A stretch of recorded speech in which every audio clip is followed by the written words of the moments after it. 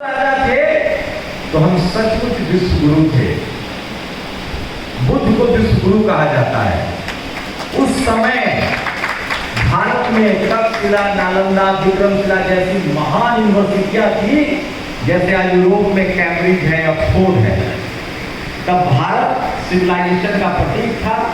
हड़प्पा और मोहनजोदड़ो की सभ्यताएं हैं, तो हम सिविलाइज लोग थे।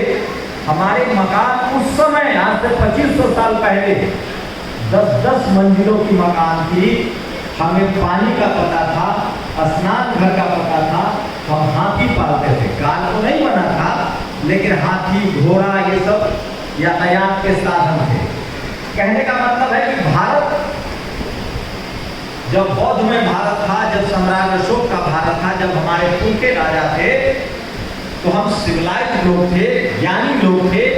और सबसे बड़ी बात, हम करुणा वाले लोग थे, जिनके अंदर दया थी। जिस सिकंदर ने हमारे देश पर हमला करने की कोशिश की, सम्राट अशोक ने वहां दवाइयां भिजवाई थी।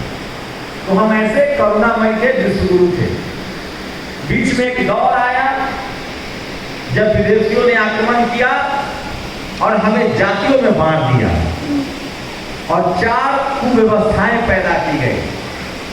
देश को वर्ण व्यवस्था में बांट दिया गया और मनुस्मृति लागू किया गया। और उसके बाद कहा गया कि फलाना लोग पढ़ेंगे लिखेंगे और फलाना लोग सेवा करेंगे।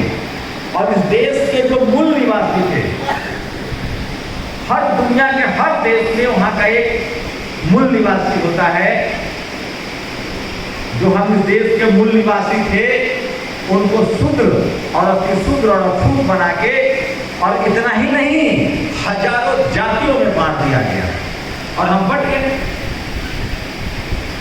समय गुजरा, हमारा भी समय आया और बाबा साहब अम्बेडकर को संविधान लिखने का मौका मिला। उन्होंने क्या किया? जितने जिनको शूद्र, अतिशूद्र, अछूत बनाया गया, उन सबको उन्होंने SC, ST, OBC कहा। और किसान जातियां थी, उनके बारे में भी जो OBC की जातियां थी, SC, ST और OBC का नाम दिया, अल्पसंख्यक समाज का नाम दिया। और सोचिए, ज्यादा समय नहीं हुआ है, 75 साल हुआ है बस, और 1000 साल की गुलामी हम लोग तोड़ चुके हैं, काट चुके हैं, और आज हम इस हॉल में बैठे हुए हैं। आप लोगों को लगता होगा कि कुछ काम नहीं हो रहा है, लेकिन ऐसा नहीं है। मैं पूरे देश में घूमता हूं और जब मैं देखता हूं अपने लोगों के शरीर पर बढ़िया कपड़ा